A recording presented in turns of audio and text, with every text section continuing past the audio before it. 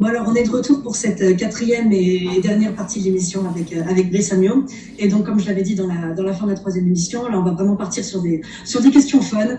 Que voilà, moi c'est pas tous les jours que je tiens un pro des arts martiaux entre les mains. Et même si je suis pas pratiquante d'art martial personnellement, c'est toujours quelque chose qui m'a, comme tout le monde, quelque chose qui m'a toujours impressionné. Donc voilà, là je vais pas me gêner pour poser les questions que j'ai toujours eu envie de poser en fait au sujet des arts martiaux. Donc j'espère que ça va vous plaire. Moi en tout cas c'est sûr que je vais m'éclater. Donc voilà, on y va. Alors déjà une question très personnelle en fait. En lisant ton livre, j'ai découvert une citation, il me semble, de Carlos Castaneda, qui est quand même le roi des psychotropes. Tu vois ce que je veux dire? Et ça m'a quand même surprise. Il me semble, enfin dans ma tête, tu vois que les pratiquants d'un haut niveau sportif, les drogues, bon bien que pour moi les plantes sacrées ce ne soient pas des drogues, les drogues c'est comme ça, tu vois ce que je veux dire? Comment tu as découvert Castaneda? Pourquoi il t'a inspiré? Et ce qui est étrange justement, c'est que moi je crois que la première fois que j'ai entendu parler de la voix du guerrier, c'était justement dans le premier livre de Carlos Castaneda, L'ère du diable et la petite fumée. Voilà. À la fin, il y a même un espèce de manuel avec toutes les étapes par lesquelles le guerrier doit passer. Et c'est franchement balèze en fait, c'est franchement balèze quoi. Et vas-y, raconte-nous comment t'es tombé sur Castaneda et pourquoi t'as adhéré quoi. Alors en fait, j'ai toujours été fasciné par tous les enseignements traditionnels ésotériques et forcément, Castaneda est incontournable pour les chercheurs de vérité en fait, qui sont attachés à l'archétype du guerrier. Voilà. Donc Castaneda, là j'ai peut-être l'ensemble de ses livres. J'ai toujours été extrêmement nourri par ses écrits, notamment celui que tu cites, hein, qui a été une révélation. Alors, j'ai jamais été attiré par les drogues, ou par les psychotropes, ou même par le tabac et l'alcool. Voilà, mais c'est comme ça, hein, c'est vraiment aucune attirance pour ça. Et même si j'ai été passionné par les écrits de Castaneda, j'ai jamais senti le besoin, tu vois, de provoquer une rencontre avec les psychotropes. Jamais. Tu sais, je suis de ceux qui pensent que en fait, ce genre de rencontre, c'est la vie qui doit te l'amener. Tu dois pas forcément aller la chercher, la provoquer. Je pense que si tu dois recevoir une guidance, un enseignement de la part d'une personne ou de la part de la nature, tu vois, d'un élément naturel ou pas, ça va venir à toi. Il y a des choses à respecter parce que je pense que, tu sais, l'évolution doit être graduelle et c'est comme dans les arts martiaux, si tu cherches à faire quelque chose dans ta pratique alors que tu n'as pas été, nourrir les étapes que tu dois nourrir avant, tu risques de te perdre, tu vois, et tu risques une blessure, tu risques de reculer encore plus que là où tu es pour pouvoir reprendre avant, tu vois, c'est comme ça, faut faire preuve d'humilité. Voilà. Donc j'ai jamais été le chercher. Par contre, il m'est arrivé dans ma vie une expérience, malgré moi, une rencontre avec le chamanisme africain. Alors en plus une tradition qui était plutôt du genre pas à me repousser, mais j'aurais jamais été chercher cette tradition-là. Ça s'est fait malgré moi et j'ai eu 2 soins à une époque de ma vie où j'ai eu besoin de ces soins. 2 soins avec prise d'iboga, donc la plante sacrée, hein, voilà. Et 2 soins qui m'ont amené 2 visions très différentes l'une de l'autre, hein, mais 2 enseignements qui ont été des étapes dans ma vie. 2 visions symboliques en fait, 2 gros symboles. Voilà. Donc je ne peux pas être contre les psychotropes.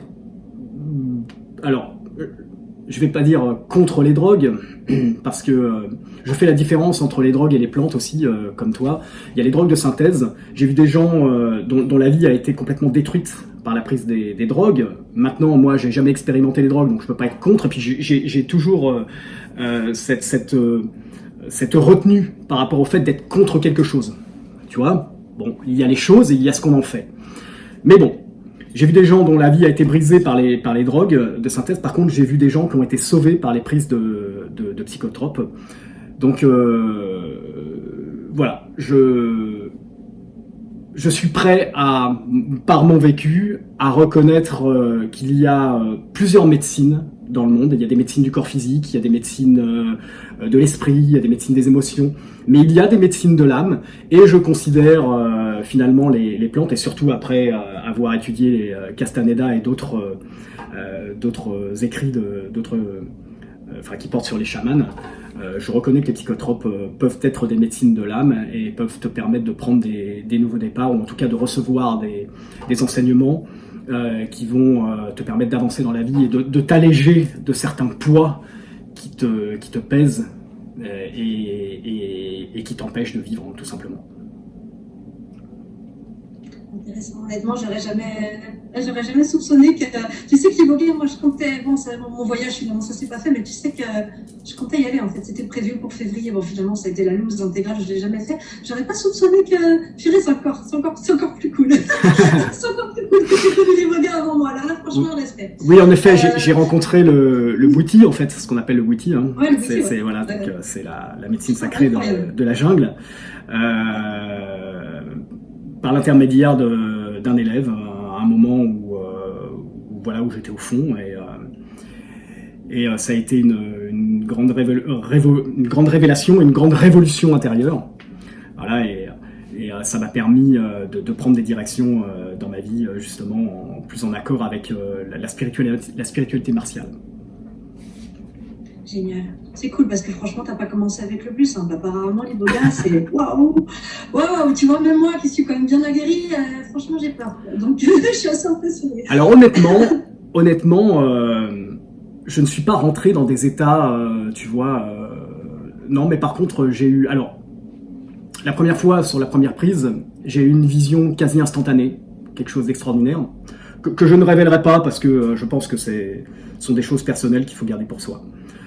Par contre, la deuxième expérience, j'ai eu une nuit où je suis passé par des états, divers et variés, mais oui, c'est une plante qui va réveiller pas mal de choses, quoi. C'est une grosse expérience. C'est ce que j'ai cru comprendre. Mais écoute, je te donnerai peut-être rendez-vous pour comment je la connaîtrai. Peut-être qu'on se refera une petite réunion pour comparer nos expériences. Alors, le truc sur lequel j'aimerais enchaîner maintenant, c'est le fameux chi. Parce que franchement, et je me suis demandé, tu sais, je parlais avec un ami l'autre jour, et je lui parlais en fait justement de cette interview que j'allais faire avec toi. Et on s'est demandé si les chamans, en fait, c'était pas le chi justement qui savait maîtriser. Alors j'aimerais vraiment, parce que voilà, les gens comme moi, honnêtement, on a vu les Shaolin faire leur truc, et on peut presque le visualiser d'ailleurs, hein, quand ils font des trucs comme ça, qu'on dirait qu'ils le sentent à l'intérieur d'eux-mêmes. Voilà, bon, j'aimerais vraiment que tu nous expliques c'est quoi ce chi, et voilà, vas-y. Alors déjà, j'insiste, le chi c'est pas un pouvoir magique parce que aujourd'hui les gens entendent parler du chi à travers le cinéma, à travers peut-être des reportages, à travers des dessins animés, tu vois, où t'as des gars qui lancent des boules de feu avec leurs mains. Voilà, on a l'impression que c'est un pouvoir magique. Non, le chi c'est l'énergie de vie, c'est le vivant. Okay, et tout à l'heure je parlais de jeux vidéo, on va reprendre cette image-là. En fait, c'est ta barre de vie qu'il y a en haut de ton écran de jeu vidéo, tu vois, et nous ne naissons pas tous avec la même barre de vie parce que finalement nous avons un héritage ancestral et nous arrivons dans notre partie de jeu avec une barre de vie plus ou moins grande dont il va falloir prendre soin. Et forcément, tu as deux choses pour en prendre soin, c'est la qualité d'une part du vivant que tu vas mettre en place, puisque c'est une barre de vie. Donc c'est le vivant dont tu vas te nourrir, qui va soit augmenter, soit préserver cette barre de vie. Et ensuite, tu as ta capacité à faire circuler la vie en toi, qui va faire en sorte que tu vas conserver cette barre de vie, et aussi que tu vas peut-être l'augmenter. D'accord ? Ce sont deux choses différentes. Donc, on va commencer par la question de nourrir la vie en soi. Donc nourrir la vie en soi, puisque c'est de la vie, c'est du vivant, hein, le chi. Plus tu vas te nourrir de choses vivantes, plus tu vas augmenter cette barre de chi, cette barre d'énergie. Alors se nourrir de vie, c'est quoi ? Déjà, se nourrir pour nous, c'est manger, c'est l'alimentation.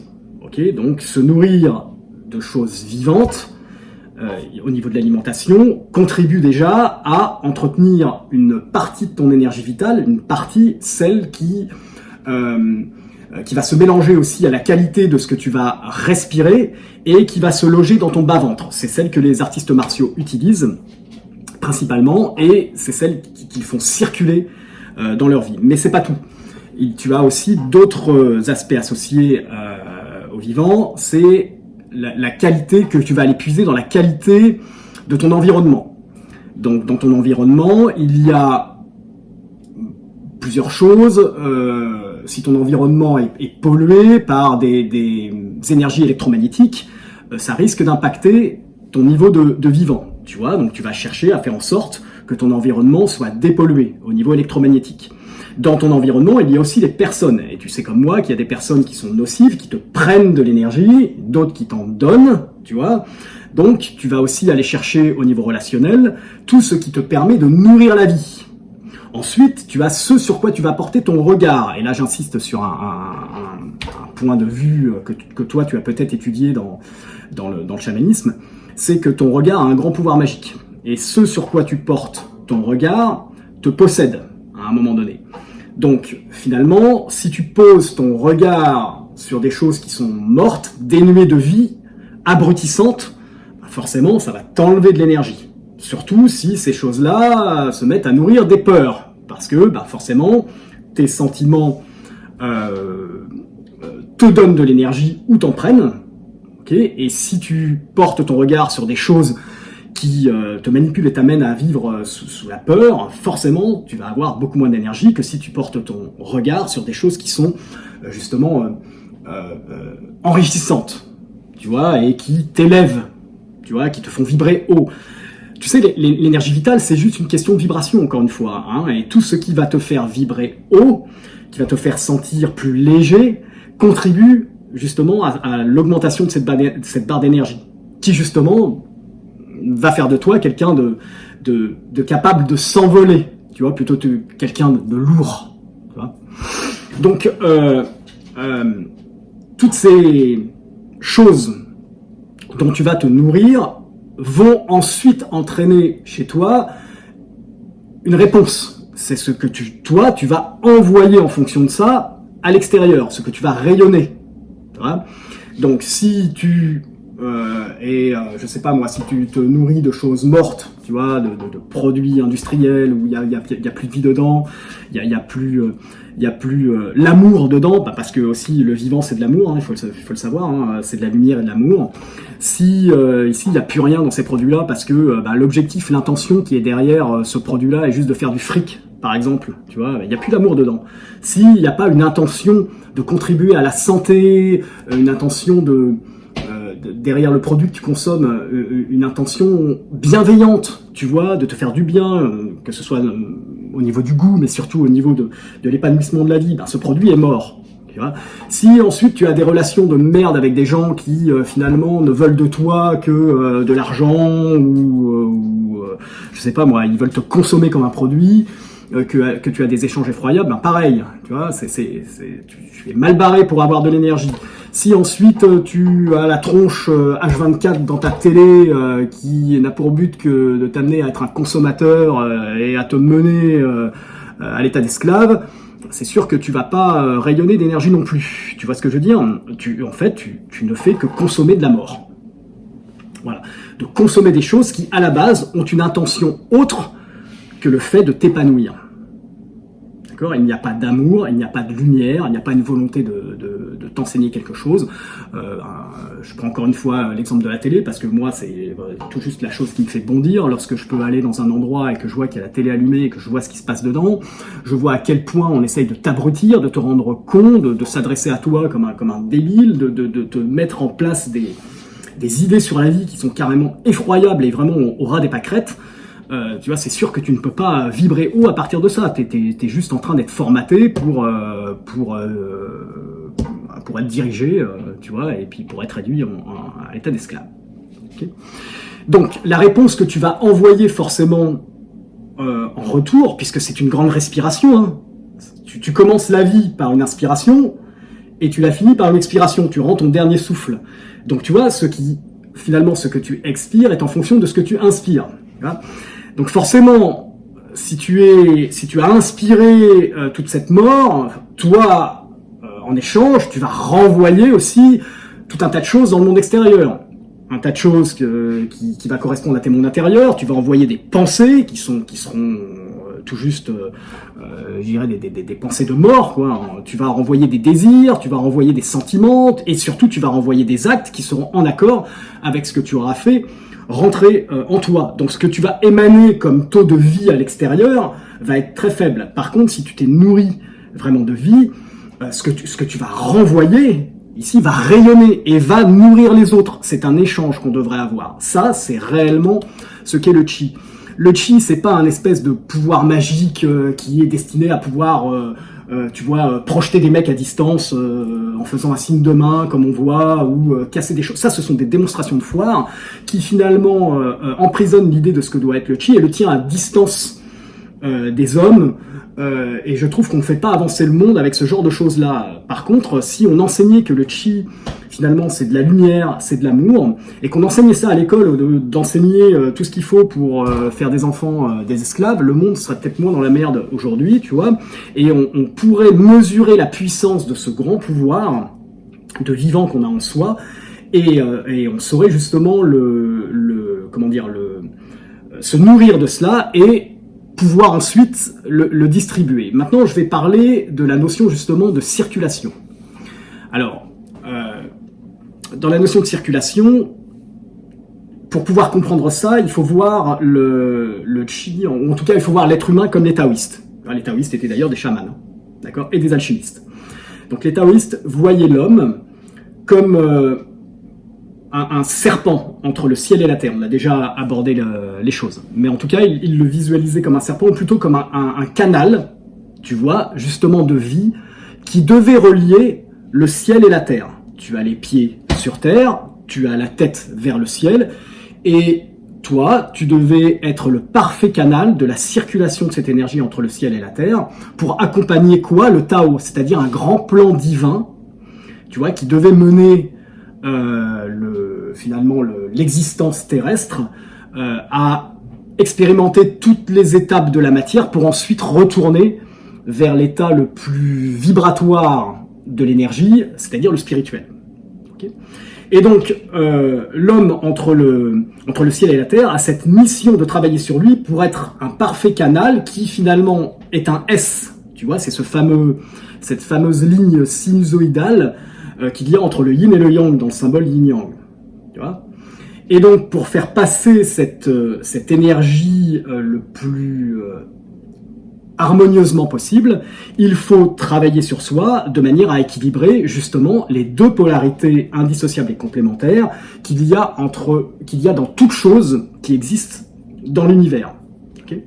Donc finalement, tu peux le faire par le mouvement. Tu vois, c'est ce que sont les arts martiaux en fait. Hein. Tu travailles à équilibrer complètement ton être dans la vacuité, c'est-à-dire dans l'absence de pensée, c'est-à-dire dans l'absence d'identification. Tu travailles pour que ton corps soit la parfaite expression de ce symbole yin-yang.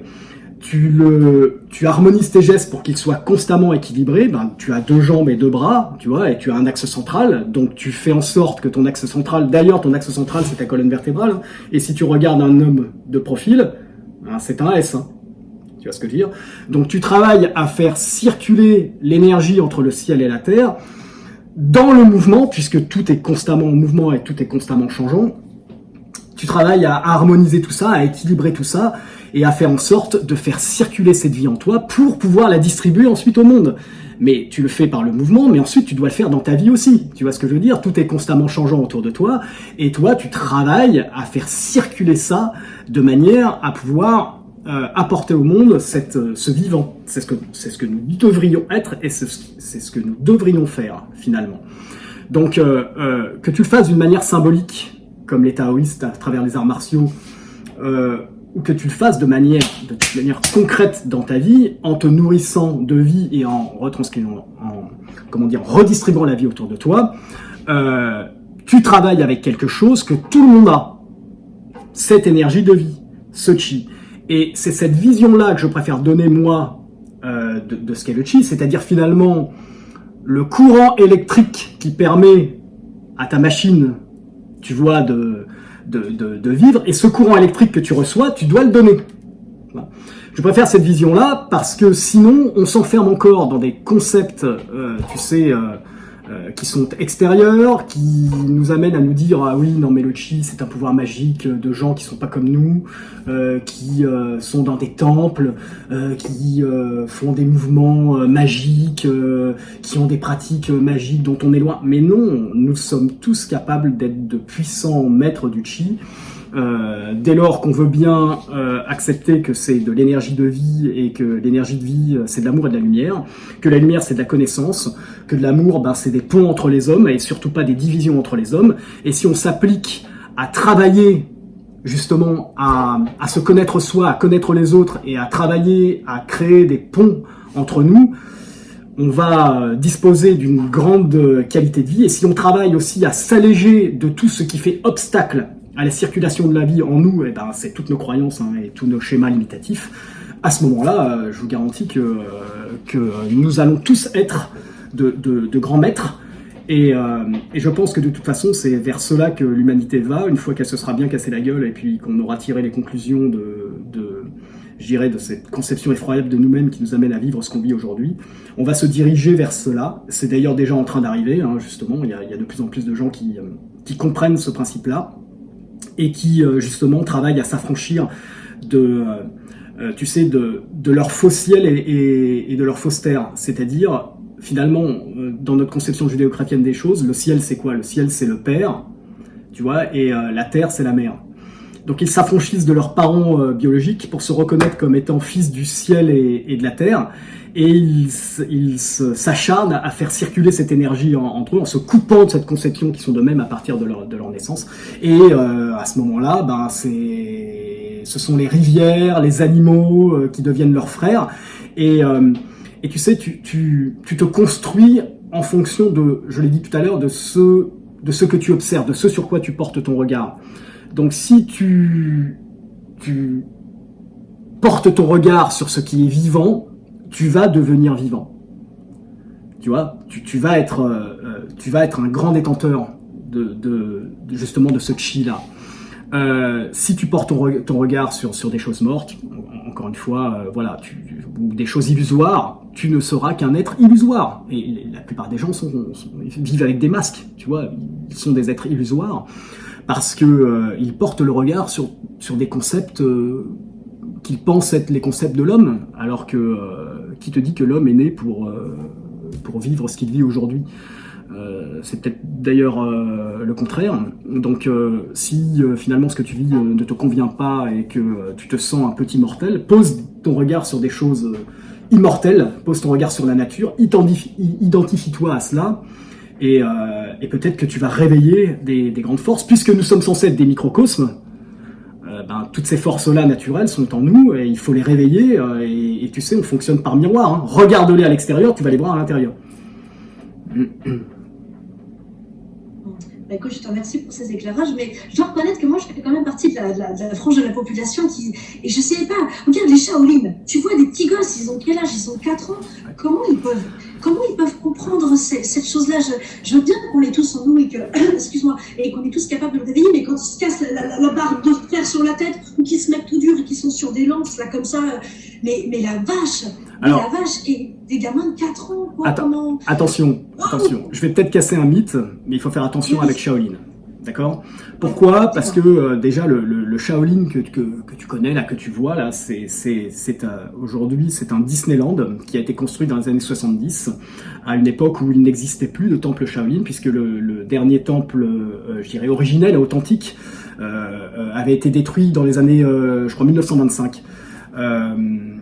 Et finalement, lorsque la Chine a réouvert ses portes à l'Occident, elle a invité le président Nixon, tu vois, dans les années 70, pour finalement que l'Occident puisse observer la toute-puissance de la Chine, mais c'était pas la toute-puissance de la Chine, c'était la toute-puissance du communisme.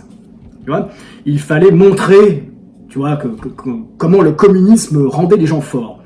Et donc il a fallu impressionner Nixon, et donc on lui a fait voir deux choses. Ici on a eu l'idée de lui faire voir deux trucs de la Chine. On lui a fait voir une opération du cœur faite sous anesthésie par aiguille d'acupuncture. Tu vois, alors, il a été subjugué, tu vois. Et puis il fallait l'impressionner, donc on a décidé de lui montrer justement les moines Shaolin, tu vois, les arts martiaux.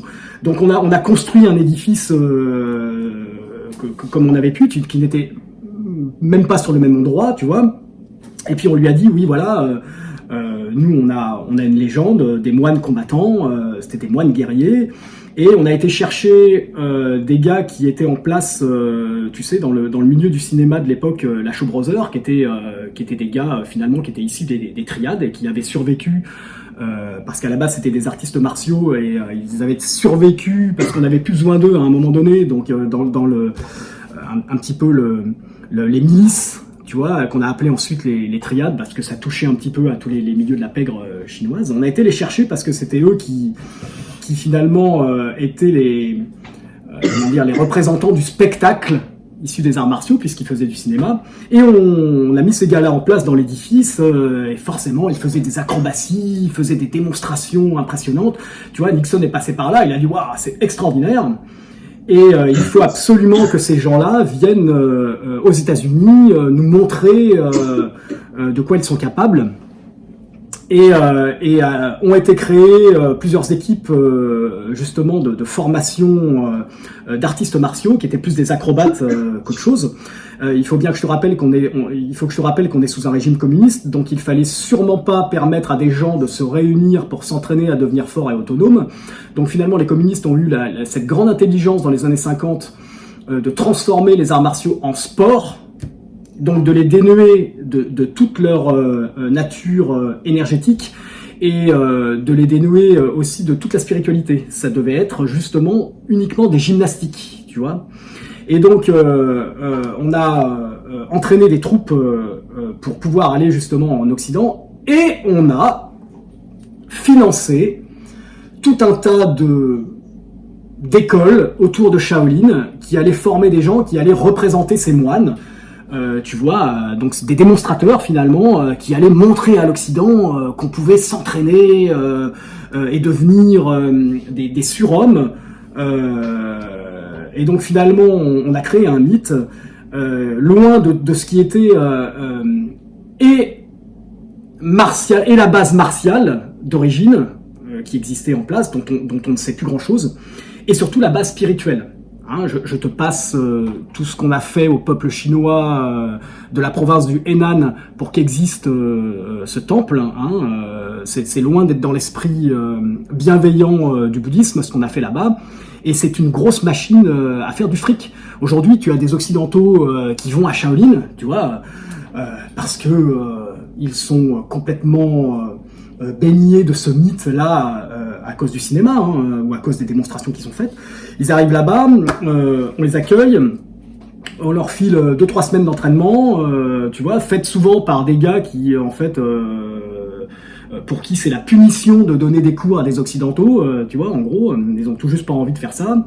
On leur dit, bah, tu vas t'occuper de ces gars-là qui arrivent, tu vas les entraîner, donc on leur fait forcément des entraînements physiques, mais uniquement physiques hein, et techniques, tu vois, on leur parle pas de spiritualité, on leur parle pas de vivant, on leur parle pas de tout ça, non, tu fais des pompes, des postures, des mouvements qui ne sont que des mouvements de ce qu'on appelle le wushu moderne, c'est-à-dire des styles martiaux qui ne sont absolument pas authentiques et qui ont été remaniés par le communisme pour devenir des sports. On leur fait faire ça. Forcément, on les baigne dans un folklore, tu vois, qui correspond justement au folklore du cinéma. Et les gars, voilà, se sentent, ils ont fait un stage à Shaolin, tu te rends compte, on leur file un petit diplôme à la fin, ils retournent en Occident avec ce diplôme-là, hein. De toute façon, toi, tu dois connaître ça aussi dans ton monde aussi. Et les mecs, voilà, ils se mettent à enseigner, ils s'habillent en orange, tu comprends, ils ont été à Shaolin, tu vois, ils ont 3 semaines de stage, et ils se mettent à enseigner cette bouillie qui tue les arts martiaux, en tout cas qui tue l'esprit martial, qui n'en fait que des arts de démonstration de foire. Finalement, on participe à cette grande illusion que sont les arts martiaux aujourd'hui, qui ne sont absolument plus constructifs par rapport à ce qu'ils étaient à la base, mais parce que c'est surtout pas ce qu'on veut faire de ces disciplines-là. Au contraire, on veut les maintenir dans des comment dire, dans des carcans de discipline du spectacle, ou tu sais, ou au contraire dans des disciplines d'affrontement dur, où la violence fait règne.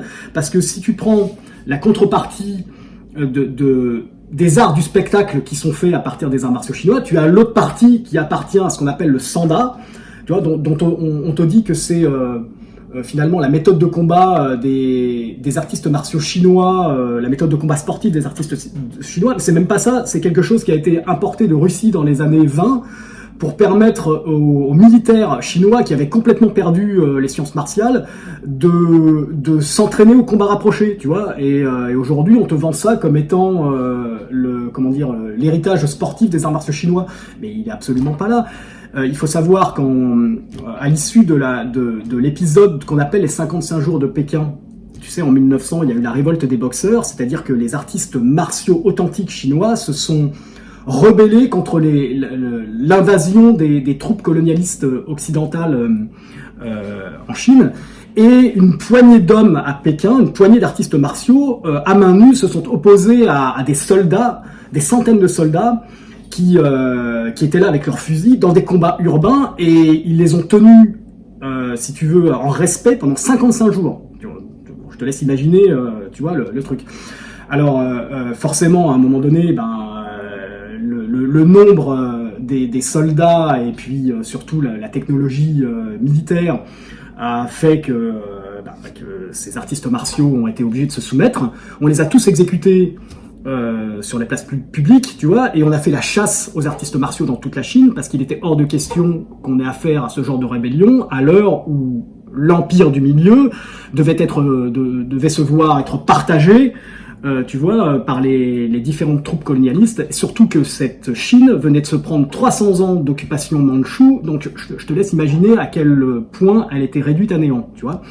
Ces mecs-là étaient les derniers à vouloir affirmer la force de la culture chinoise par justement la pratique des arts martiaux, et ils se sont fait complètement dézinguer.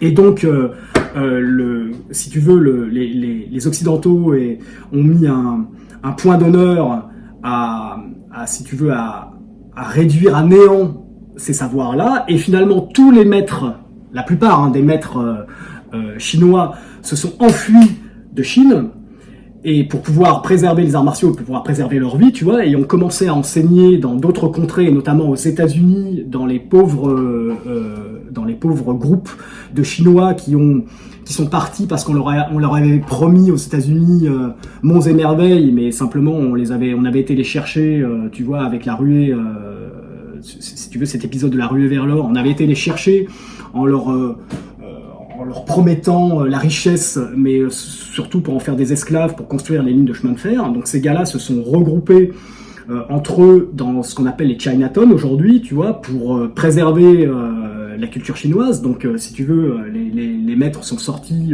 pour aller dans ces contrées-là.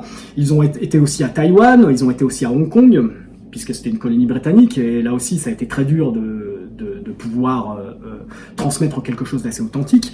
Mais ça me fait toujours rire quand on dit qu'on va faire des stages en Chine aujourd'hui pour apprendre les arts martiaux et pour pouvoir avoir un héritage authentique des arts martiaux, parce que c'est certainement pas là, tu vois, que c'est resté en place, parce qu'il y a eu vraiment une politique de destruction des enseignements martiaux profonds à cause de tous ces épisodes historiques. Et donc, je dis toujours, faut faire très attention avec ce qui est véhiculé par cette idée de Shaolin, parce que certes, Shaolin a été extrêmement important pour le développement des arts martiaux, mais pas parce qu'elle a formé forcément des super guerriers, tu vois, qui étaient capables de faire d'énormes prouesses avec le chi. Tu sais que le communisme, lorsqu'il veut arriver à ses fins, il va toujours détruire 4000 personnes tu vois, pour en garder finalement 1000 à la fin qui sont capables de représenter quelque chose d'assez correct. Sur ces 1000-là, il va encore en défoncer 500 pour en garder une élite. Et puis sur les 500 à la fin, tu auras une centaine de démonstrateurs qui seront des gars qui auront tenu un espèce d'entraînement inhumain pour pouvoir produire des démonstrations de ce genre, qui, à un certain âge, vont les briser complètement, hein, parce que tu vois peut-être des enfants de 10 ans se faire casser des trucs sur la tronche, et tu vois faire des trucs extraordinaires. Ben, je te garantis que si tu vas les voir à 20-25 ans, ces mecs-là, généralement, sont ruinés, et ils ont que 2 ou 3 possibilités, finalement, de survie. À l'issue de ça, c'est soit eux-mêmes de devenir des entraîneurs, soit de finir dans le cinéma, tu vois, de Hong Kong, et s'ils sont pas trop défoncés, d'aller en Occident pour devenir des gardes du corps ou même des professeurs. C'est souvent ce qui arrive. Mais par contre, leur vie, tu vois, généralement, c'est une vie de douleur après ça.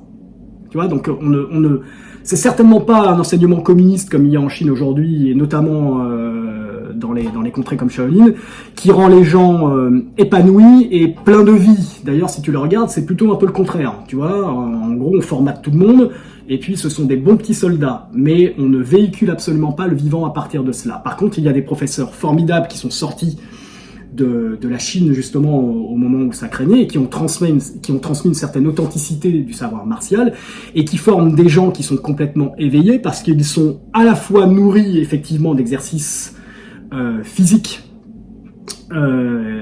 accompagné d'une pleine conscience et d'un changement complet d'état d'esprit par un enseignement spirituel, et eux ils forment ce que j'appelle réellement des guerriers. Ce sont des gens qui sont capables de faire véhiculer, enfin de faire circuler la vie en eux, et surtout autour d'eux, ce qui est loin d'être le cas aujourd'hui des Shaolin, qui ne font circuler que la monnaie, tu vois, chez eux. Je vais sûrement me faire, bannir des communautés martiales en affirmant cela, mais je suis pas le seul à l'affirmer. Tu prends les écrits, par exemple, de José Carmona, il te remet bien les choses en place, et j'invite tous les artistes martiaux, en tout cas tous ceux que ça intéresse, à lire ses écrits, parce que moins il explique correctement ce que sont les arts martiaux traditionnels, c'est-à-dire issus d'une tradition, et ce que sont les arts martiaux modernes, issus d'une volonté du communisme de s'imposer, et finalement de faire aussi du capitalisme, puisque le but c'est de faire beaucoup d'argent à partir de, tu vois, de ce qu'on te propose. Alors il faut bien faire attention avec ce qui est véhiculé par le cinéma, tu vois, au niveau des arts martiaux, parce que Shaolin c'est d'abord été connu parce que le cinéma l'a révélé, hein, grâce d'une part à l'acteur Bruce Lee, grâce aussi à l'acteur Jet Li, et puis à toute l'industrie du cinéma qui a été en grande partie dirigée par les anciens artistes martiaux de Chine, comme je te l'expliquais, qui ont été obligés de finalement, puisqu'ils n'était plus utile à la société, tu vois, c'est un peu l'histoire des samouraïs aussi au Japon, il n'était plus utile à la société, tu vois, donc il a bien fallu qu'il fasse autre chose. Au Japon, ils sont devenus les Yakuza, tu vois, par certains, s'ils se sont pas suicidés ou s'ils n'ont pas été tués, tu vois, ils sont devenus des Yakuza, souvent. Et en Chine, ils sont devenus des triades. Et donc, voilà, il faut bien faire attention à cette histoire martiale. Et je préfère répondre à ta question en la formulant autrement. C'est comment, finalement, je mets de côté les Shaolin, mais comment quelqu'un peut arriver à avoir une telle maîtrise de son corps par la pratique des arts martiaux? Tout simplement parce que déjà, il se désidentifie de son corps, il en fait un véhicule du vivant, et il va totalement l'équilibrer en termes de loi universelle, pour que justement, il soit un parfait canal de vie entre le ciel et la terre. Mais ça ne se résume pas uniquement à des gestes martiaux, à des mouvements, ça va se résumer à un véritable art de vivre, tu vois, à tous les niveaux. Le corps va en être le témoin quelque part, hein, par le geste et tout ça, mais le travail ne sera pas uniquement physique, il y aura eu tout un travail à tous les niveaux, dans tous les niveaux qu'on a évoqués tout à l'heure. Encore une fois, l'alimentation, la conception de soi, la relation avec les autres, tu vois, c'est un art complet de vivre. Pour moi, c'est ça un artiste martial, c'est pas un démonstrateur qui a uniquement formé son corps physique à faire des prouesses pendant un temps pour être complètement cassé par la suite. Pardon, mais voilà. Ouais, c'est pas grave, c'est la partie fun, donc ça va quoi. Ouais, bah ça casse quand même le mythe, je dois dire, mais je te remercie beaucoup pour ces précisions parce qu'effectivement, je pense qu'il y a un tas de fausses. Regarde, moi la première, pourtant je suis pas du genre à me laisser berner a priori, mais enfin je me suis complètement fait avoir. Alors, Donc je te remercie pour ces précisions, ça me paraît très important, quoi. ça le casse et en même temps, c'est formidable parce que ça nous permet aussi, enfin en tout cas ça permet aux chercheurs de vérité de savoir qu'il existe réellement une puissance martiale profonde, mais qui réside dans d'autres concepts, et que ces concepts, lorsque tu les découvres, sont bien plus beaux et bien plus nourrissants que voilà, que ce qui est véhiculé aujourd'hui pour le tout venant, si tu veux, dans les arts martiaux. Donc au contraire, c'est gage d'espoir, et encore une fois, la qualité se trouve lorsqu'on la cherche réellement, et pas lorsqu'on se contente des illusions qu'on nous met dans le visage. Oui, je te rejoins tout à fait là-dessus. Mais du coup, je sais pas si j'ose poser la prochaine question parce que tu sais, encore une fois, j'ai été assez impressionnée et ça m'a fait penser un petit peu justement au chamanisme. Alors, je t'avoue que c'est chez les Shaolin que je l'ai vu. Oui. Tu sais, je crois que c'est dans le Kung Fu, d'imiter les animaux. Oui, en fait. alors... D'imiter les animaux. Alors, je voudrais juste dire que dans le chamanisme, les animaux sont des grands maîtres. On considère qu'ils ont des qualités, qu'ils peuvent transmettre des enseignements. Et cette manière de combattre à la manière des animaux, j'ai trouvé ça excellent. Je trouve ça magnifique à regarder. Et ça se rapproche tellement de ce que moi, je connais dans le chamanisme que j'avais envie d'en parler avec toi, en fait. Qu'est-ce que tu aurais à dire sur le kung fu des animaux?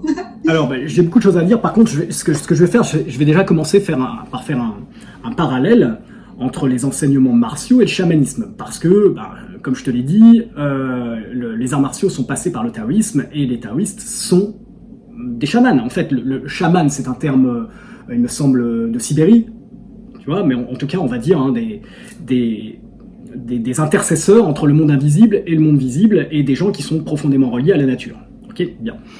Donc, ce qui peut relier les traditions martiales au chamanisme se résume en 4 grandes philosophies.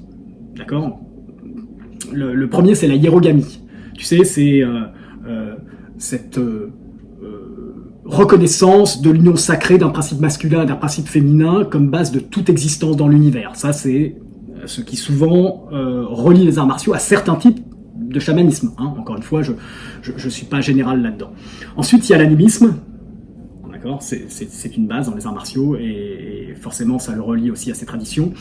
L'attachement aux ancêtres et à la tradition, ça c'est super important.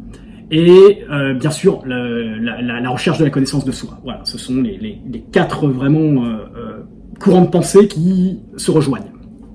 Ensuite, effectivement, tu évoques ce qu'on appelle les styles animaliers dans les arts martiaux chinois.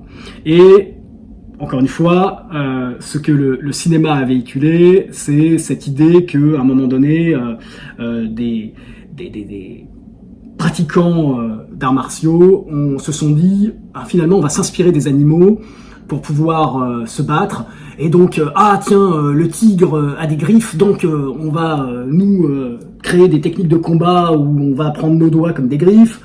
Le serpent est rapide, donc il va falloir que je travaille ma rapidité et que je me mette à faire des gestes de serpent avec les... Enfin, tu vois, il y a beaucoup de choses qui sont un petit peu absurdes et qu'on retrouve dans les styles animaliers aujourd'hui, encore une fois, qu'on voit dans le cinéma et ailleurs. Mais en fait, ce qui est intéressant, c'est d'aller voir plus loin que cette idée, parce que, justement, on rencontre réellement le chamanisme. En fait, à une époque où les hommes étaient beaucoup plus reliés à la nature, et ils passaient beaucoup de temps dans la nature, et à son contact, au contact d'un élément particulier, que ce soit un animal, que ce soit un élément naturel, l'eau par exemple, on en a parlé tout à l'heure, en l'observant, sans jugement, en passant beaucoup de temps avec cet élément-là, en se nourrissant finalement, encore une fois, pas forcément pas en le mangeant, mais en se nourrissant de tout ce que pouvait être cet élément-là, ils finissaient par le réveiller en eux-mêmes. Et puisque, encore une fois, je l'ai évoqué, nous sommes un microcosme, nous avons tous ces archétypes qui sont dans l'univers en nous, et donc ils appelaient des forces, tu vois, qui faisaient partie justement de l'animal. Ils réveillaient ces forces-là. Et c'est avec ces forces-là qu'ils développaient finalement des aspects d'eux-mêmes qui étaient surhumains, c'est-à-dire qui n'étaient plus, qui étaient en dehors de la conception de l'être humain qu'avait le commun des mortels, finalement. Et ils arrivaient à passer même parfois des alliances, tu vois, avec l'esprit de l'animal. Tu vois ce que je veux dire? C'est ça en fait. Oui. Hein, ils passent une alliance, c'est-à-dire qu'ils s'engagent à le servir quelque part, tu vois, et bénéficient en échange de certaines capacités. Souvent dans le regard, tu vois, tu avais des gars, ils avaient pas besoin de combattre, hein, tu vois, ils arrivaient à te regarder avec les yeux d'un tigre, et tu avais toute cette force du tigre qui, dans l'invisible, déjà prenait possession de toi, tu vois. Et il y avait pas besoin forcément d'une technique, mais bien sûr, incarner l'animal aussi dans ses gestes par le mouvement, c'était finalement, tu vois, le laisser prendre, en tout cas laisser son esprit revenir en toi et s'exprimer dans la matière, dans le monde, tu vois, à travers toi. Tout ça sont des grandes forces qui sont autour de nous, qu'on peut appeler, hein, déjà par le fait de lui accorder de l'attention, tu vois, déjà, et puis ensuite établir un dialogue avec, puis ensuite avoir un échange, tu vois, et puis porter au monde cette force-là, parce que à un moment donné, tu es, comment dire, tu es un parfait canal pour elle, pour pouvoir s'exprimer dans la matière. Bah, t'imagines bien que ça me parle tout à fait, et que oui, c'est des choses qu'on connaît très bien dans le chamanisme, et que être habité par l'essence d'un animal, c'est quelque chose d'absolument merveilleux, donc ouais, je comprends tout à fait. Oui, tu vois là, il y a un truc qui me vient. Si tu veux aujourd'hui, si tu étudies un petit peu les neurosciences, elles mettent ça en avant, tu vois, elles commencent seulement à le mettre en avant, alors que les anciens connaissaient ça depuis la nuit des temps, tu vois, ils en parlaient. C'est cette capacité à comment dire, à te transformer par rapport à ce sur quoi tu portes ton attention. Tu vois, il y avait certaines traditions, beaucoup de traditions, où on portait notre attention au soleil, tu vois. Le soleil était celui qui permettait la vie, et les adeptes de certaines traditions voulaient devenir le soleil. Donc ils le contemplaient, ils le regardaient, tu vois, ils le vénéraient, ils l'admiraient, ils observaient comment le soleil pouvait nourrir la vie, et finalement, leur vie était vouée à incarner le soleil, tu vois, en eux et autour d'eux, tu vois, et donc il y avait tous les comportements associés au culte du soleil qui faisaient d'eux des êtres rayonnants, quelque part, au bout d'un moment. Tu vois ce que je veux dire ? C'est exactement la même chose. Et donc les neurosciences, je t'en parlais parce qu'on parle beaucoup de cellules miroirs, tu vois, d'êtres qui, à force de vivre ensemble, finissent à un moment donné par se ressembler, tu vois toutes ces choses-là. Alors j'ai envie de dire, puisque nous, lorsque nous naissons dans un contexte familial précis, que nous finissons par nous identifier finalement à nos parents et à en endosser le schéma, pourquoi est-ce qu'on ne pourrait pas à un moment donné faire la même chose en se coupant de cette famille biologique et se dire, ok, moi à un moment donné, je vais vivre par exemple dans la nature, et ma famille est là, ma vraie famille est là. Donc je commence à en endosser finalement les schémas. Tu vois, ma sœur c'est la rivière, je vais aller passer du temps avec la rivière, je vais l'observer, je vais voir comment elle s'épanouit, tu vois, je vais aller voir les plantes, je vais aller voir certaines plantes, je vais aller voir certains animaux, ce sont mes frères, ce sont mes sœurs, tu vois, je vis avec eux, je m'identifie. Forcément, à un moment donné, je vais réveiller en moi, je vais me construire en fonction de ce que j'observe. Et à ce moment-là, c'est vrai que je deviendrai peut-être extraordinaire en termes d'humain. Parce que par rapport au commun des mortels qui s'est, lui, construit en fonction de sa famille biologique, il va y avoir une grosse différence là, effectivement. Et forcément, la nature étant toute puissante, je vais sûrement développer une grande force, une grande puissance ici qui ne sera pas passée par le filtre des schémas de conception humaine. Oui. C'est quelque chose que je connais tout à fait parce que moi j'ai eu la chance en cérémonie d'ayahuasca de rencontrer le serpent et même si justement l'étudiant en fait je me suis rendu compte qu'il était certainement présent en moi depuis toujours en fait il y a beaucoup d'acquaintances t'imagines même pas et c'est vrai que du coup en l'ayant rencontré en cérémonie du coup maintenant je m'en inspire d'une façon très consciente et c'est énorme ce que ça peut apporter dans ma vie comme cette force tu sais et puis bon le serpent c'est bon on voit bien qu'il est présent absolument partout mais c'est surtout le don de métamorphose et tu sais cette particularité qu'il a d'être capable de muer en fait d'abandonner son ancienne peau pour tu vois briller de nouveau en fait avec une ancienne d'abandonner j'adore en fait cette chose de mort et de renaissance on en a parlé dans une partie de l'émission quand on disait apprendre à mourir et c'est quelque chose en fait que j'adore et le serpent il a vraiment cette chose là tu sais d'être capable une vieille tu sais une ancienne peau qui est devenue trop étroite il l'abandonne pour s'élancer vers l'avenir, tu sais, tout nouveau, tout brillant. Et c'est une force qui, personnellement, a complètement changé ma vie. Et plus j'étudie cet animal, plus j'en ai, tu sais, je le prends comme mon maestro maintenant, puisque j'ai la chance de le voir quasiment à chaque cérémonie d'ayahuasca et qui m'enseigne des choses directement. C'est merveilleux. Donc, je comprends tout à fait ce que tu veux dire. Tu sais, l'homme est un serpent. Moi, j'en suis persuadé. Et c'est pour ça que toutes les traditions spirituelles, toutes les écoles initiatiques utilisent le symbole du serpent. Tu sais, tu l'as partout, hein, il suffit d'aller en Inde, d'aller au Sri Lanka, hein, tu l'as dans l'histoire de Bouddha, tu l'as absolument partout.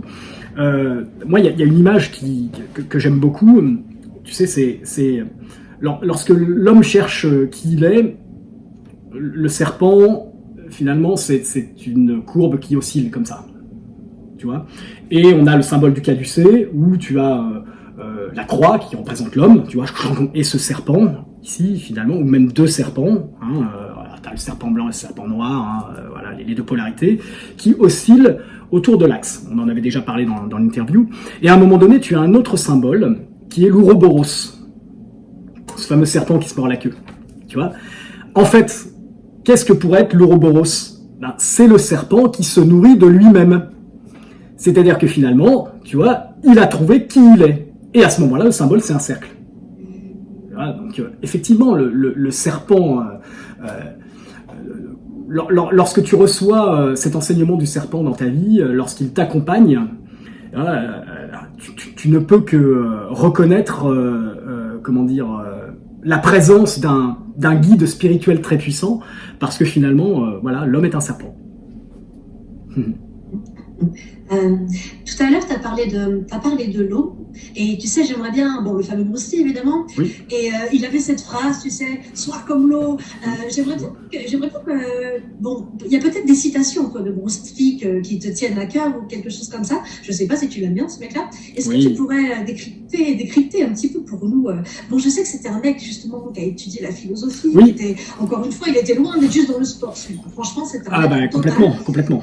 Parle-nous un peu, parle-nous de Bruce Lee, à la façon dont tu as envie, vas-y, parle-nous. Alors, oui, effectivement, j'apprécie Bruce Lee, notamment parce que, justement, c'était un philosophe, c'était aussi un grand étudiant de la philosophie de Krishnamurti.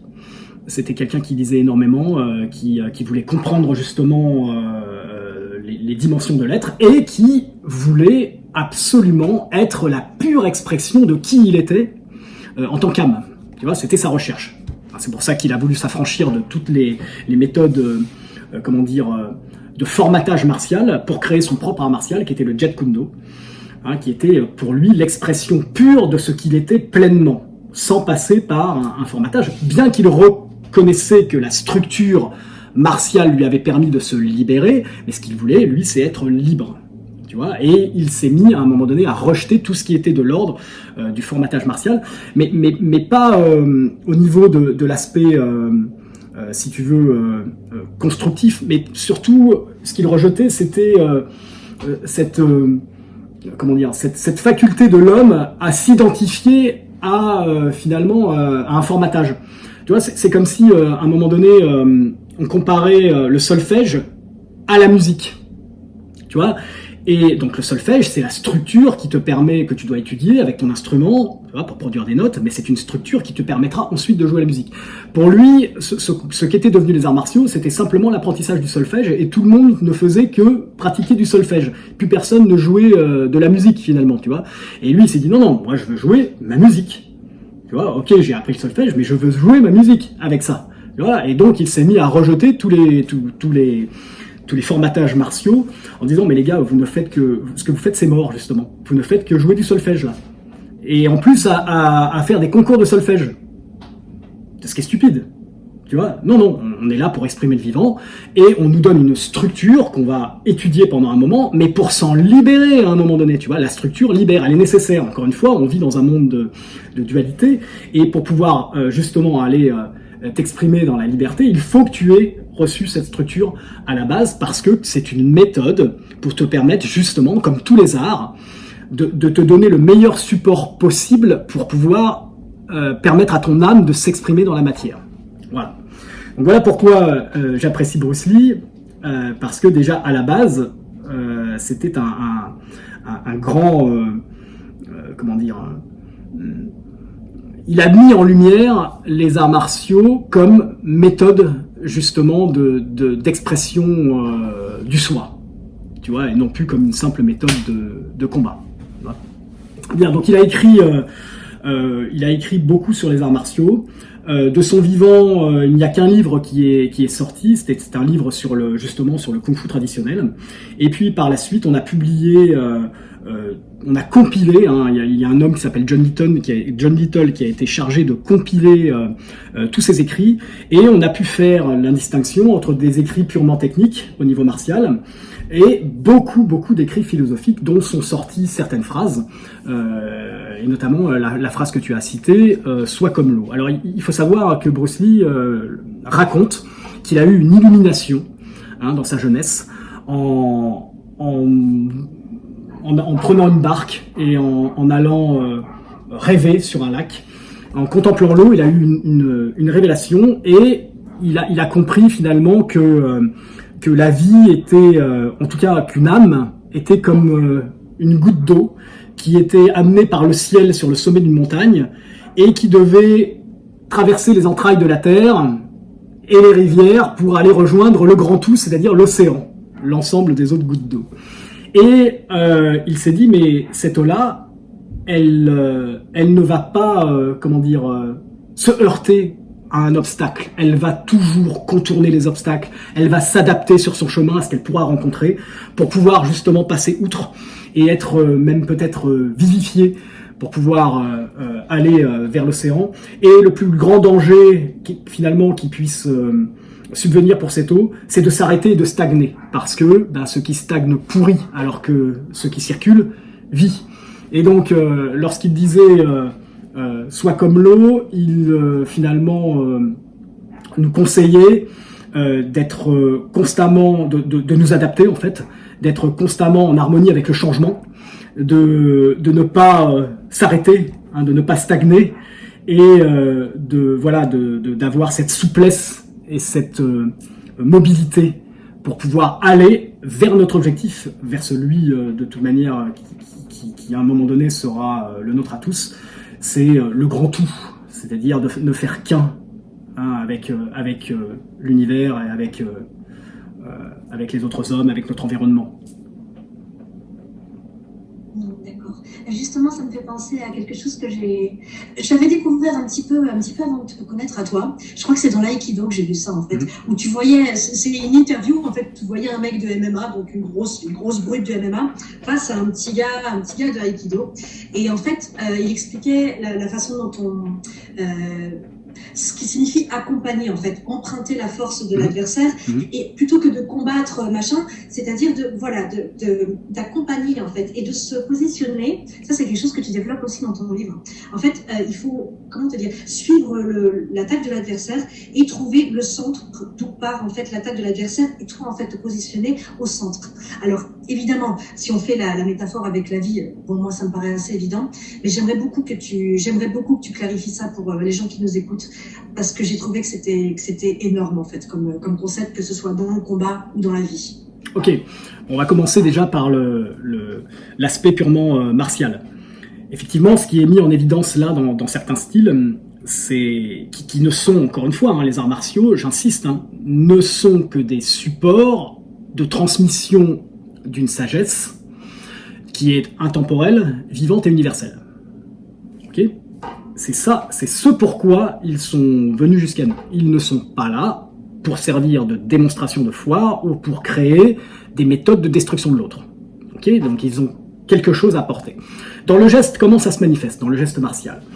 Effectivement, tu as un être qui vient pour te nuire. Ok ? Donc le combat dans les arts martiaux, c'est la vie. Ok ? Ça, c'est le symbole de la vie. Et tu rencontres une épreuve, mettons. Donc il veut te nuire et on part du principe que, de par la conception de l'être humain, n'importe quel geste d'attaque sera fait selon un cercle ou un demi-cercle dont il faudra trouver le centre. Okay ? Même un coup de poing direct, finalement, il est fait parce que il y a une rotation de l'épaule et donc il y a un centre, tu vois, au niveau de l'épaule. Bien. Il faut savoir que lorsqu'un être s'engage sur toi, il s'engage avec tout son corps. Voilà, sauf si c'est un robot, tu vois, mais il s'engage avec tout son corps, et on considère le centre, en tout cas dans les arts martiaux, le centre mécanique de l'être humain comme son centre énergétique, c'est-à-dire on considère qu'il est au niveau du bas-ventre. Donc, en prenant l'habitude de concevoir un adversaire comme étant un ensemble d'éléments géométriques qui se mettent en place à partir d'un centre, on peut arriver à comprendre d'où émane la technique. Finalement, s'il y a un centre, il y aura aussi un cercle. Et ce cercle est censé être la périphérie que tu vas rencontrer dans l'attaque. Donc, l'art martial te dit, ok, dans un premier temps, il faut toujours que tu considères ton adversaire comme étant supérieur physiquement à toi. Et toi, ton objectif, c'est de ne pas t'opposer à la force. Parce que si tu t'opposes à la vie, tu vas casser. Tu vois ? Donc, tu vas devoir accepter, mais accepter sans subir. C'est-à-dire prendre les mesures nécessaires pour pouvoir rentrer en harmonie avec ce mouvement sans finalement avoir à en subir les conséquences. Donc, tu vas devoir, pour cela, trouver le centre du cercle de l'adversaire. Ok ? Et en acceptant ce qu'il fait et en trouvant son centre, tu vas devoir créer un nouveau centre qui est le tien. C'est-à-dire ce sur quoi tu vas t'appuyer pour pouvoir transformer cette force, finalement, en la nourrissant et en faisant en sorte qu'elle, finalement, se dissolve, tu vois, qu'elle se perde à travers toi. Alors, je vais te transposer maintenant dans un autre contexte. Imagine que tu as un échange verbal avec quelqu'un. Okay ? Et commence à naître un conflit. C'est-à-dire, finalement, vous avez deux vérités qui ne représentent pas la vérité, mais vous avez vos deux vérités propres qui ne rentrent pas ici en harmonie. Au contraire, elles s'opposent. Toi, tu es un artiste martial, l'autre pas forcément, et tu as de sa part un argument ici qui finalement pour toi est un argument, on va dire, je sais pas moi, réducteur, mettons une insulte, ce que tu veux. Okay. L'artiste martial, ce qu'il va appliquer à ce moment-là, s'il applique justement ces règles de comportement face au combat physique, déjà la première chose, c'est qu'il va chercher à accepter ce que l'autre dit, tu vois, pour désamorcer la notion d'opposition et de conflit. Donc il va non pas se soumettre et accepter bêtement de recevoir une insulte, mais il va chercher le centre, ce pourquoi l'autre présente ce propos-là. Et il va le reconnaître. Je reconnais finalement la source de ton propos. Voilà. À ce moment-là, quand en face la source du propos est reconnue, les choses se désamorcent. Tu vois, même généralement, les personnes qui rentrent constamment sous la direction de leur ego, tu vois, sont habituées plutôt à rencontrer un mur à ce moment-là. Tu vois, il y a une opposition qui se fait tout de suite et on surenchérit, on est dans le conflit. Il ne peut pas y avoir d'échange. L'artiste martial, lui, il ne veut pas gagner, il veut rétablir la paix. Il n'en a rien à foutre que sa vérité puisse être, reconnue, puisqu'il sait qu'il n'y a pas de vérité. On a juste nos vérités.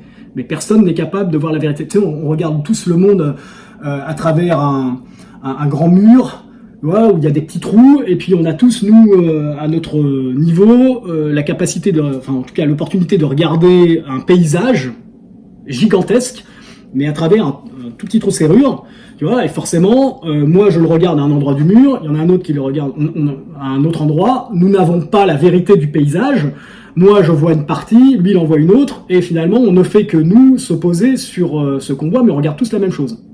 Ok ?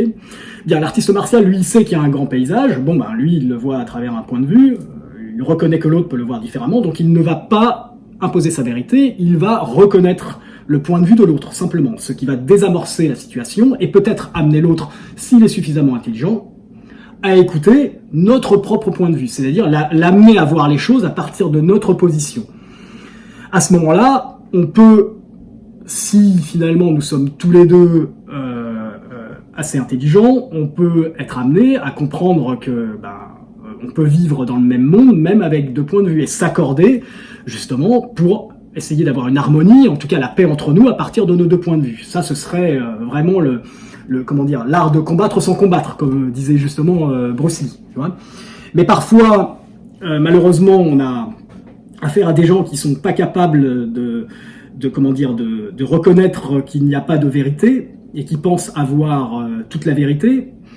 Et à ce moment-là, on a affaire à quelqu'un de stupide qui va continuer ici à imposer des arguments.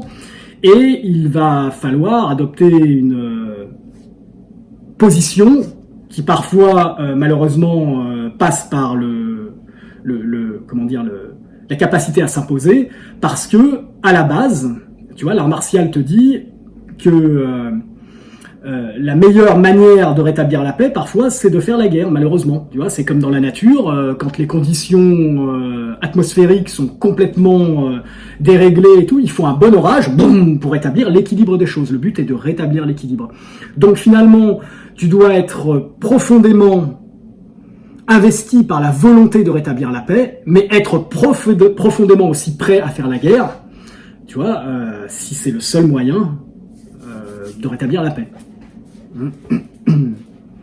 Donc tu vois, emprunter la force, c'est ça, c'est se servir de l'argument de l'autre sans s'y opposer, tu vois, mais on va s'en servir pour rétablir la paix, pas pour le vaincre forcément, mais rétablir l'harmonie, l'équilibre. Tu vois, c'est la grande différence entre l'idée des arts martiaux asiatiques et l'idée des arts martiaux occidentaux, parce que les occidentaux ils disent ah oui, je me sers de la force de l'autre, mais contre lui, pour le vaincre. Mais encore une fois, on est dans quelque chose qui ne peut pas contribuer, encore une fois, à l'humanité. Non, le but c'est de rétablir la paix.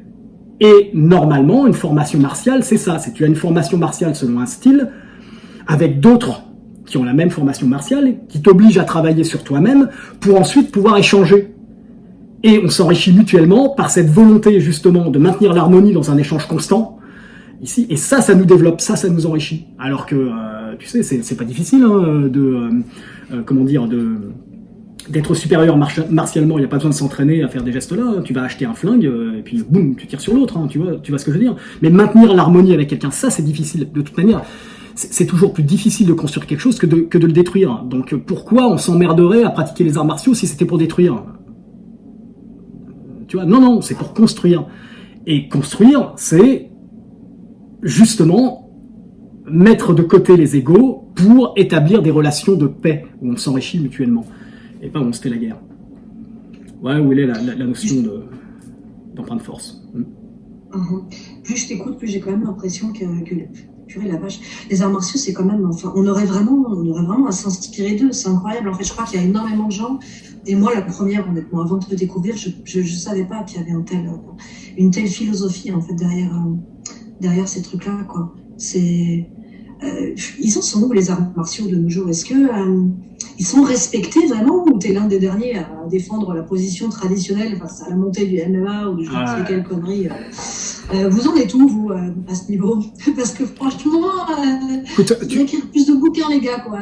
Tu sais, moi, plus j'évolue dans ma pratique, plus je m'affranchis du monde martial, en fait, parce que je suis profondément navré parce que je vois et ce qu'on a fait des arts martiaux.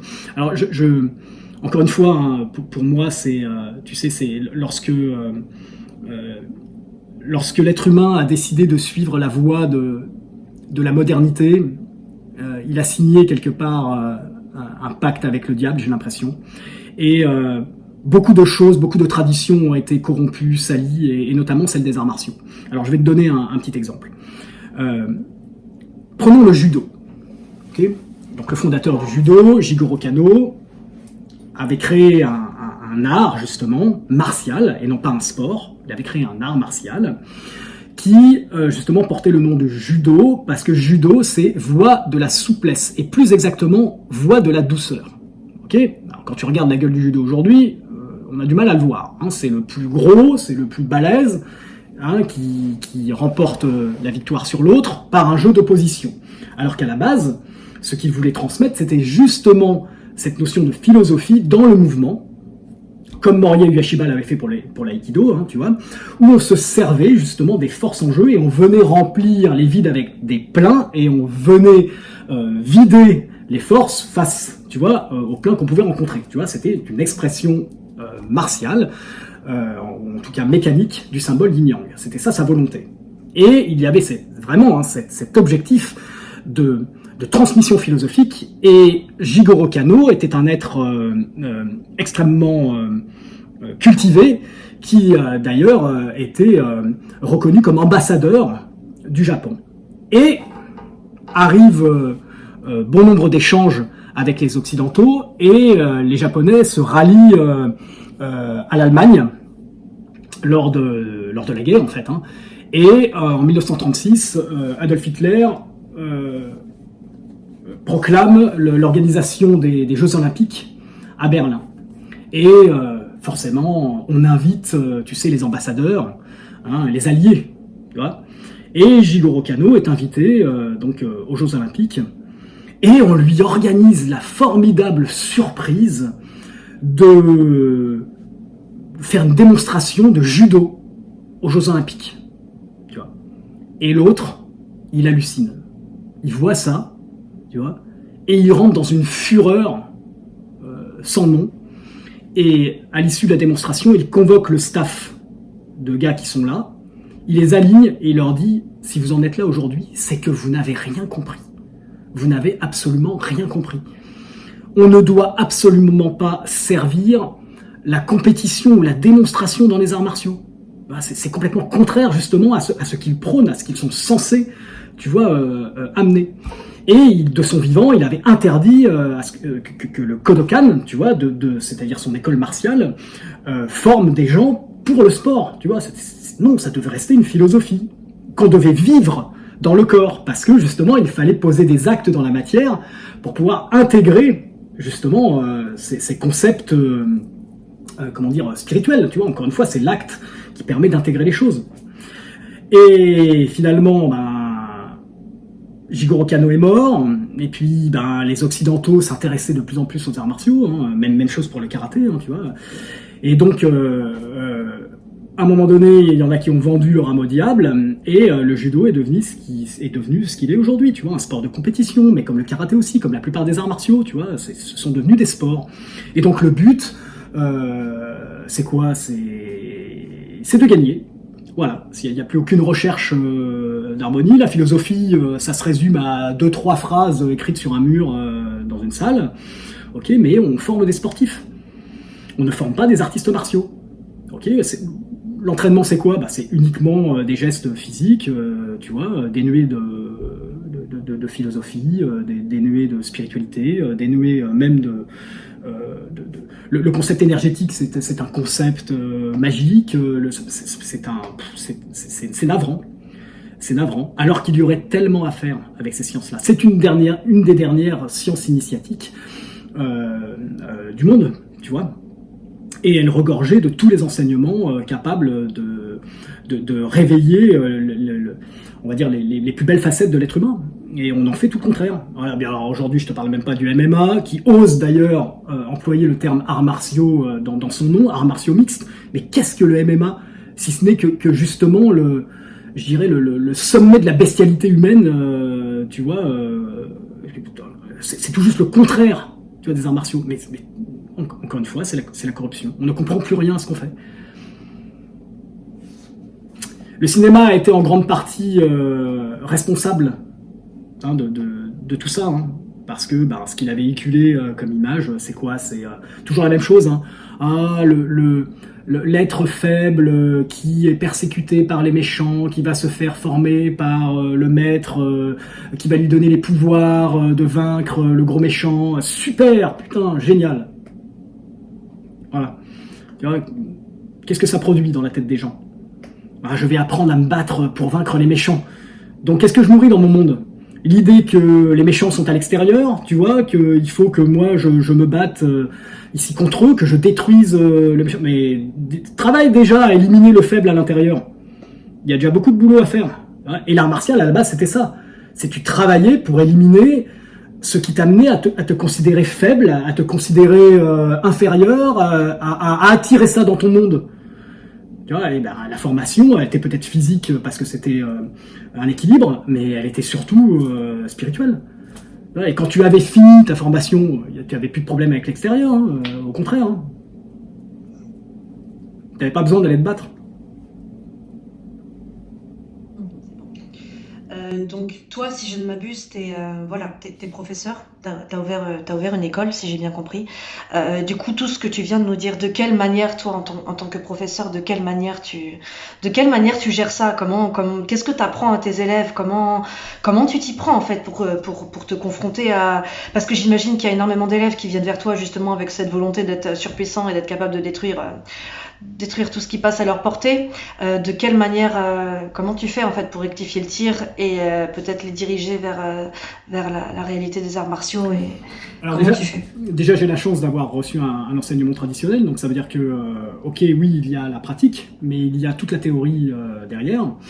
J'ai la chance, finalement, d'avoir été toujours attiré par ce qu'étaient les enseignements initiatiques et j'ai pu faire le lien entre ce qu'étaient les enseignements issus de la tradition et les enseignements issus d'autres traditions pour pouvoir finalement à la fin donner un discours adapté et clair que j'emploie tous les jours lorsque j'enseigne pour faire le parallèle entre ce qu'on va faire dans une séance d'entraînement et finalement ce qu'on pourrait appliquer, en tirer en tout cas comme leçon pour la vie.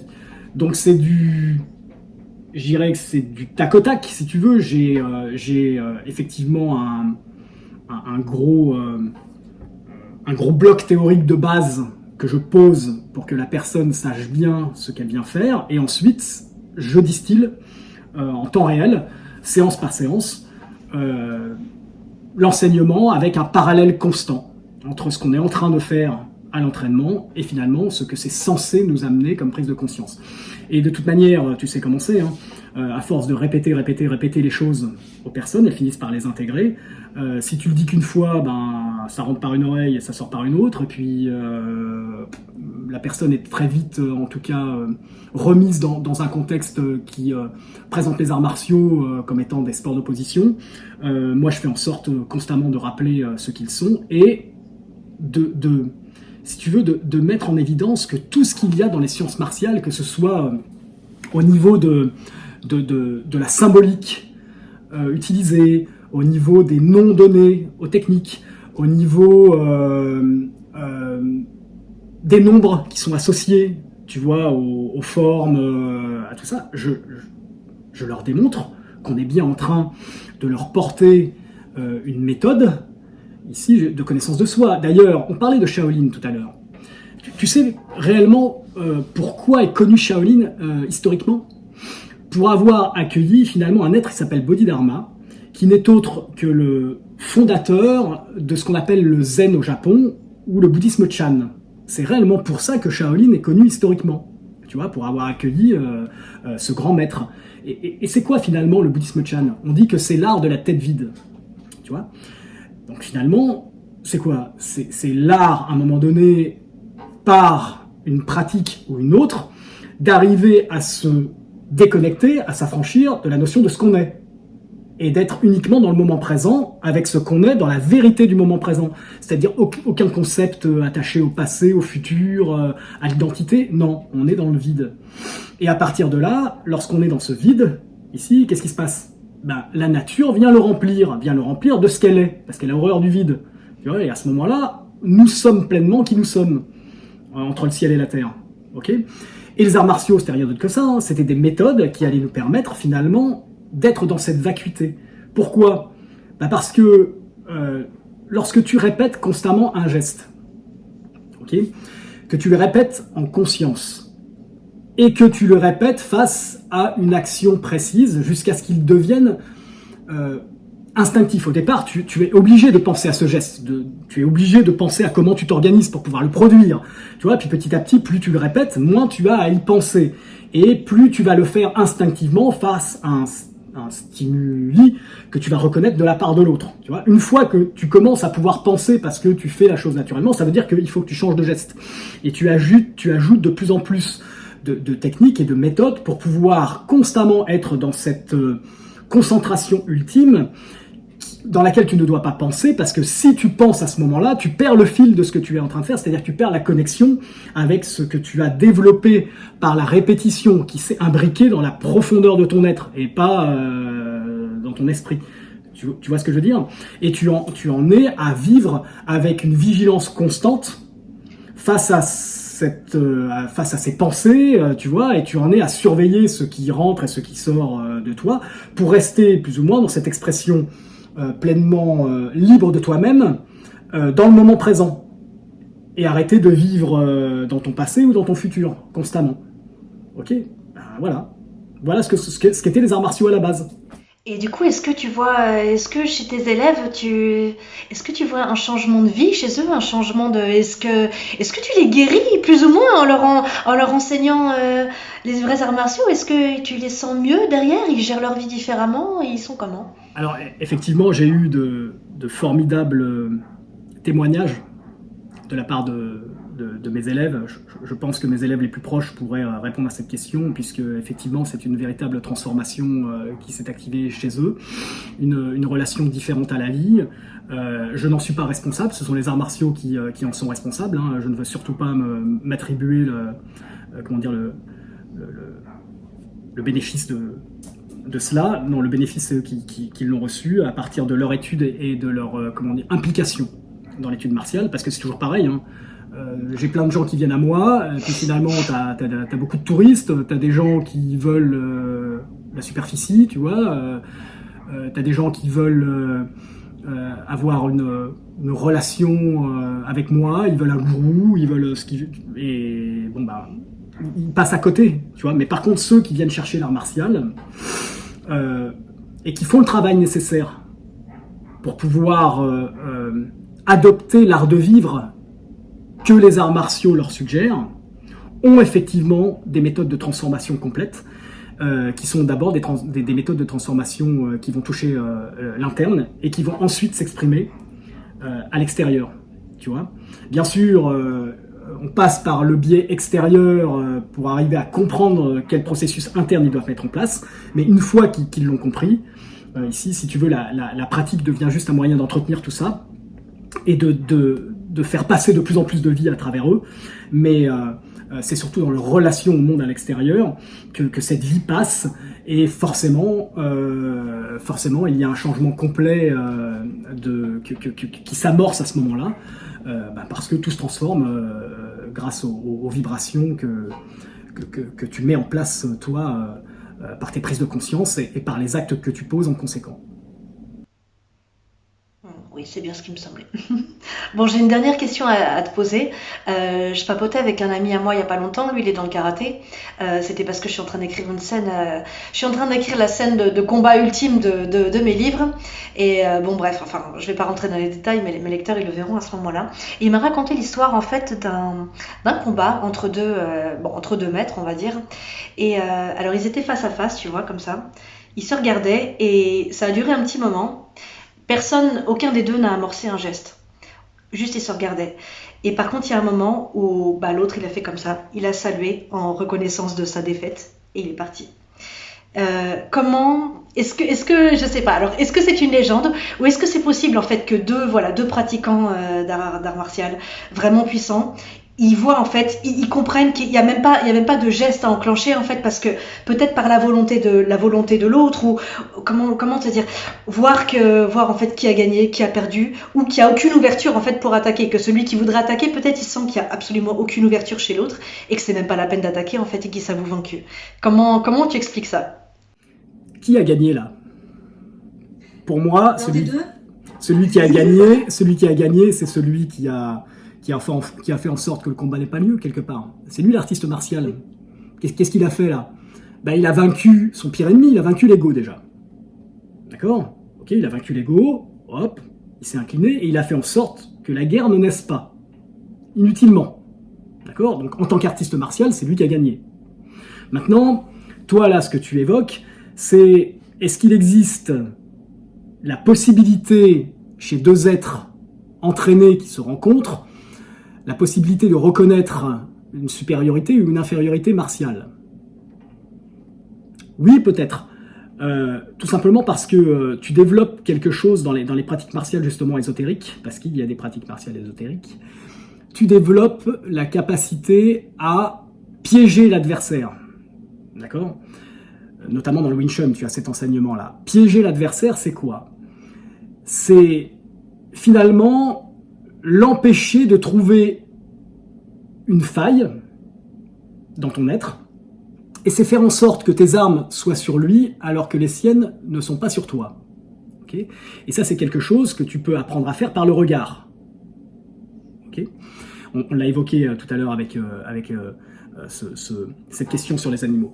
Mais c'est arriver à maîtriser les lois géométriques d'organisation du corps dans l'invisible et s'y trouver sans que l'autre puisse, tu vois, s'y trouver à ta place. Tu vois? Donc ça demande déjà un entraînement, comment dire, selon des propriétés géométriques, parce que tu sais, hein, la géométrie, c'est l'art d'organiser les forces et de les canaliser dans l'espace. Dans les arts martiaux, tu as 3 grandes géométries. Tu as le cube, c'est l'opposition à la force de l'autre. Tu vois, c'est la force, boum, tu vois, c'est solide un cube, hein, tu peux pas le bouger. Ça.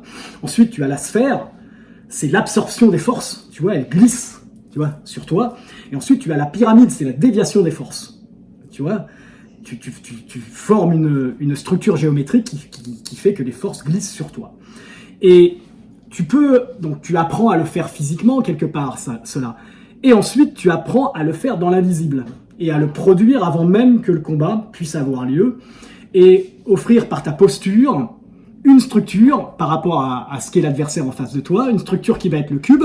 Si tu le reconnais comme étant moins fort physiquement, tu vas mettre en avant finalement ton cube, mais tu vois, les gens le font, hein, tu vois, c'est l'homme, le gorille, hein. Tu vois, boum, tu vois, je me présente avec la force, tu vois, tu peux pas rivaliser. Là, je t'ai pas touché, mais ça s'est fait dans l'invisible, tu vas renoncer, tu vois. Ou alors, un total détachement, tu ne peux pas prendre appui sur moi, tu vois, parce que j'exprime, tout ce que tu vas exprimer, toi, de ton côté, va couler, il n'y a aucun problème, je suis prêt à aller au combat, tu ne me toucheras pas, il n'y a aucun appui. C'est la sphère, tu vois, et la pyramide, c'est tout ce que tu vas émettre dans l'invisible va être dévié. Tu vois, tu vas rencontrer une pointe à chaque fois et un angle. Tu vois, tu vois, ça paraît magique, mais nous faisons ça tous les jours par certains de nos comportements. Le tout est d'arriver à le faire dans l'invisible avant même, tu vois, que l'argument se présente. Et encore une fois, c'est l'art de combattre sans réellement combattre. C'est overclass, sans déconner, c'est trop classe, c'est trop classe et c'est trop inspirant. C'est trop inspirant pour... ouais. Franchement, tu viens de me donner du matos pour mes bouquins, pour plein de trucs. C'est... Voilà. Bon, bah écoute, je pense qu'on va s'arrêter là. C'était vraiment énorme. Il y a 2 choses que je vais mettre en description à la fin de cette vidéo. Bon, tes livres, évidemment. Le livre en particulier, Esprit martial, dont je parle, je vais le mettre de toute façon. Et voilà. Il y a une vidéo aussi, que c'est un ami à toi d'ailleurs. C'est comme ça que je t'ai découvert, un ami à toi un élève à toi, je crois, qui m'en a parlé. Je crois que ça s'appelle Qu'est-ce qu'un art martial. Il me semble que c'est cette vidéo-là. Et il faut vraiment que les gens la voient en fait. Je crois que j'ai pas envie vraiment de détailler ce qu'il y a dedans parce que finalement c'est C'est juste énorme. C'est juste énorme. Donc, je vais la mettre en description pour que les gens cliquent dessus et qu'ils voient ce boulot de fou que tu as fait. Et voilà, je pense qu'on va s'arrêter là. Et bah, je te remercie infiniment. T'imagines pas à quel point je te remercie, à quel point c'est énorme ce que tu as partagé avec nous durant ces 4 émissions. Et j'espère qu'on sera amené à se revoir et à refaire des trucs ensemble parce il y a beaucoup de choses à papoter, je pense. Et tu peux vraiment, voilà, je pense que tu peux vraiment aider beaucoup de personnes avec tes connaissances, tes pratiques, ta philosophie. Donc voilà quoi. Avec oui, avec grand plaisir Zoé. Et bon, moi je tiens à te remercier de m'avoir permis justement d'avoir un format adapté à ce discours-là, hein, parce que c'est pas forcément dans le milieu des arts martiaux brut que je peux arriver à m'exprimer de la sorte. Donc ton format était idéal pour pouvoir justement évoquer tous ces sujets. Tes questions étaient extrêmement pertinentes et allaient justement chercher des idées qu'on évoque peu dans le milieu martial. Par rapport aux livres dont tu as parlé, notamment les miens, il faut savoir que le livre Esprit martial est épuisé, mais qu'il va faire l'objet d'une réédition. Donc, si éventuellement des gens sont intéressés par le fait d'avoir ce livre, qu'ils me contactent personnellement via mon site, que tu pourras mettre en description, et je les informerai bien sûr de la date de réédition, et je leur expédierai moi-même ce livre-là. Il existe par contre dans le commerce le livre sur le Wing Chun que j'ai écrit, qui est un livre spécifiquement technique, voilà, qui ne passionnera pas forcément quelqu'un qui cherche à percevoir les enseignements philosophiques des arts martiaux. À ce moment-là, Esprit martial leur conviendra plus. Mais voilà, il existe ce livre-là dans le commerce, et c'est sûrement sur celui-là qu'ils vont tomber s'ils font des recherches. Et donc je les préviens d'ores et déjà que c'est un livre purement technique, même si j'aborde le côté historique du Wing Chun et le côté aussi un petit peu théorique. Voilà. Par contre, pour ceux qui seraient intéressés par des lectures en lien avec ce dont on a parlé, je conseille vivement un livre extraordinaire qui s'appelle Éthique du samouraï moderne. Voilà. Donc c'est Patrice Franceschi qui a écrit ce livre.